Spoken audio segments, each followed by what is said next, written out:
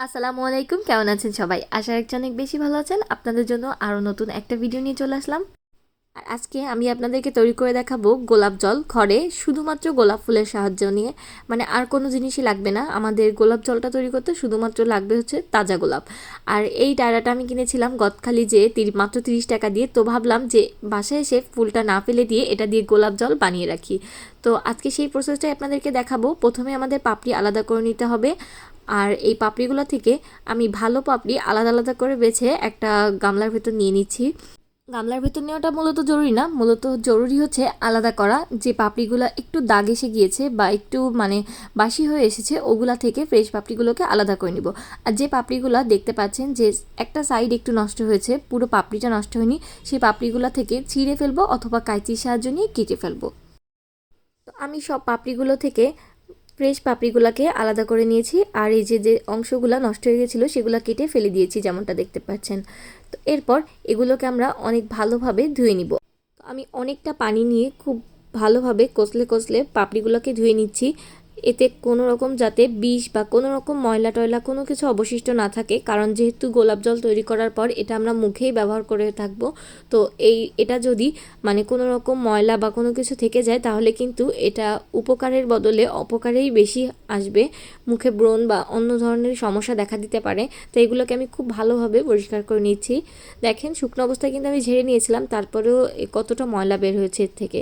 তো বুঝতেই পারছেন এটা ধুয়ে নেওয়াটা কত জরুরি। তো বেশ ভালোভাবে কষলে কষলে ধুয়ে নেবেন। তো আমাদের ধুয়ে নেওয়াটা শেষ। এরপর গোলাপ জল তৈরি করার জন্য আমাদের লাগবে পানি। এখানে আমি পিকনিকে যে পানিটা দিয়েছিল সেই পানিগুলো রয়ে গিয়েছে, তো যেহেতু মিনারেল ওয়াটার রয়েছে তাই ভাবলাম এটাই ব্যবহার করি। তবে কোনো সমস্যা নেই, ঘরের পানি বা ফিল্টার করা পানিও ব্যবহার করা যাবে, জাস্ট পরিষ্কার পানি দরকার আমাদের মূলত। গোলাপ জলটা বানানোর জন্য আমি দুধ যে হাঁড়িতে জাল দিয়ে আমরা বাসায়, সেই হাঁড়িটা নিয়েছি। আর নিয়েছি একটা হিটপ্রুফ বাটি, আর উপরে নিয়েছি রাইস কুকারের ঢাকনি। এটার সাহায্যে টোনারটা এরকম বাষ্প হয়ে নিচের দিকে পড়বে, সেটা আমি একটু পরেই দেখাচ্ছি। তো আর পানি নিচ্ছি হচ্ছে মেজারমেন্ট কাপে 2 কাপ। আমি মেজারমেন্ট কাপ দিয়ে দেখাচ্ছি, তাতে করে আপনাদের যাদের কাছে আছে তাদের মেপে নিতে সুবিধা হবে, আর না থাকলেও সমস্যা নেই। আমার মূলত পানি লাগছে হচ্ছে 500 ml মতো। তো এর সাইড দিয়ে গোলাপের পাপড়িগুলোকে দিয়ে দিচ্ছি। এবার মাঝখানে বাটিটা রেখে এই হাঁড়িটাকে চুলার উপর দিয়ে দিচ্ছি, আর উপরে দিয়ে দিচ্ছি রাইস কুকার। আর চুলার জাল রাখছি একদম সবচেয়ে কম, চুলায় সবচেয়ে লো আঁচ যেটা, সেটাতে হচ্ছে জাল করে নিতে হবে। আর এখানে বাষ্প হয়ে পানিগুলা বাটির ভিতরে চুয়ে চুয়ে পড়বে। আর এই পানিটাই মূলত রোজ টোনার। তো আপনি যদি চুলার জালটা কম রাখেন, একদম ধিমি আঁচে দেন, সেক্ষেত্রে অনেক বেশি টোনার জমা হবে। আর যদি আঁচ বাড়িয়ে দেন সেক্ষেত্রে কিন্তু গোলাপের জলটা খুব তাড়াতাড়ি শুকিয়ে যাবে, বেশি একটা টোনারও তৈরি হবে না, আর গোলাপ জলটাও নষ্ট হয়ে যেতে পারে। আর আপনার যদি গোলাপে অ্যালার্জি না থাকে সেক্ষেত্রে এই টোনারটা আপনার মুখে খুব ভালো কাজে দিবে। বিশেষ করে যাদের একটু অ্যাকনি সমস্যা আছে তাদের ক্ষেত্রে তো অনেক ভালো কাজ করবে। তো আমি একদম ধিমে আঁচে এটাকে 30 মিনিট জাল করে নিয়েছি, আর আমাদের গোলাপ জল এবং টোনার দুইটাই রেডি হয়ে গিয়েছে। তো এগুলোকে আমরা নামিয়ে ফেলবো। দেখতে পাচ্ছেন হালকা একটু বাদামি টাইপের কালার এসেছে, খুব বেশি কালারের চেঞ্জ আসেনি।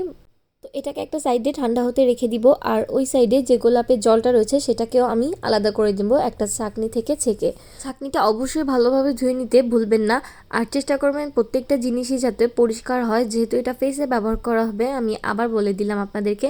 তো দেখেন এটা থেকে কিন্তু ছেঁকে নেওয়াটা জরুরি, কারণ এরকম ময়লা বের হয়েছে। তো এই যে তৈরি হয়ে গিয়েছে আমাদের গোলাপ জল, একদম ঘরে হোমমেড পিওর গোলাপ জল যাকে বলে। আর এই ছাপাগুলো এখন ফেলে দেবো, এগুলোর কোনোই কাজ নাই।